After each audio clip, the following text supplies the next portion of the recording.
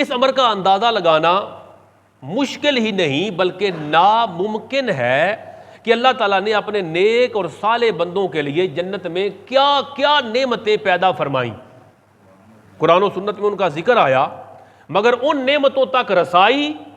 کہ وہ کیسی ہوں کسی آنکھ نے دیکھی نہیں، وہ کیسی ہوں گی کسی کان نے سنا نہیں، وہ کتنی حسین ہوں گی کسی دل میں آج تک ویسا خیال بھی نہیں آیا۔ حدیث پاک میں آتا ہے، حضور صلی اللہ تعالی وسلم فرماتے ہیں، بخاری شریف کی یہ روایت ہے، ابو ہریرہ راوی ہے،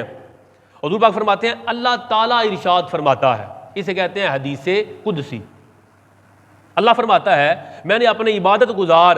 نیک لوگوں کے لیے نعمتیں تیار کی ہیں جنہیں نہ کسی آنکھ نے دیکھا، نہ کسی کان نے سنا، اور نہ کسی بندہ بشر کے دل میں ان کا خیال آیا۔ بندے کی سوچ اور سوچ کی پرواز کتنی بلند ہے اور ہو سکتی ہے، وہ جتنا حسین سے حسین ترین سوچ لے، جنت کو اللہ نے اس سے بھی حسین تر بنایا ہے۔ اور یہ بیان کر کے حضور پاک علیہ السلام نے فرمایا، اللہ نے فرمایا اگر تم چاہو تو یہ آیت پڑھ لو کہ جہاں قرآن کریم میں آیا فَلَا تَعْلَمُ نَفْسٌ مَا أُخْفِيَ لَهُم مِّن قُرَّةِ أَعْيُنٍ جَزَاءً بِمَا كَانُوا يَعْمَلُونَ، اللہ کا قرآن ہے، فرمایا سو کسی کو معلوم نہیں جو آنکھوں کی ٹھنڈک ان کے لیے اللہ نے چھپا رکھی ہے۔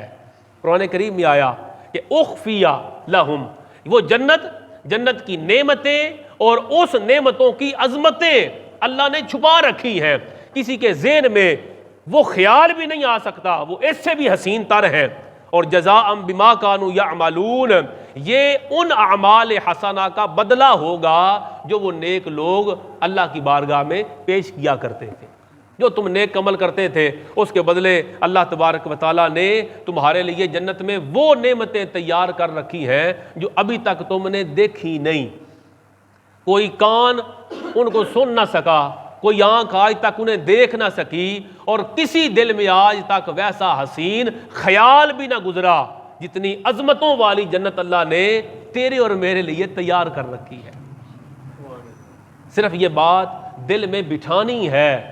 کہ یہ ایک حرام کام چھوڑیں گے ایک مرتبہ، یا یہ ناجائز چیز چھوڑیں گے ان 40-50 سالوں کے لیے، اللہ اس کے بدلے ہمیں ہمیشہ ہمیشہ کی نعمتیں جنت میں عطا فرمائے گا۔ کسی چیز پہ جی چاہے نا تو اس سے کہے ابھی چھوڑ دو، یہ بعد میں تمہیں اس سے بہتر دوں گا، ابھی تم یہ ایک نعمت لے رہے ہو بھائی تھوڑی دیر صبر کر، بعد میں زیادہ ملے گی، تو جب کہا جائے نا تھوڑا ٹھہر جا اس سے زیادہ ملے گا، تو زیادہ کے لیے بندے کو اللہ نے بنایا ایسا ہے وہ پھر رک جاتا ہے۔ یہ بات ہم نے اپنے دل میں بٹھانی ہے کہ یہ دنیا کی جتنی نعمتیں ہیں ان نعمتوں کے لیے اللہ تمہیں آزما رہا ہے،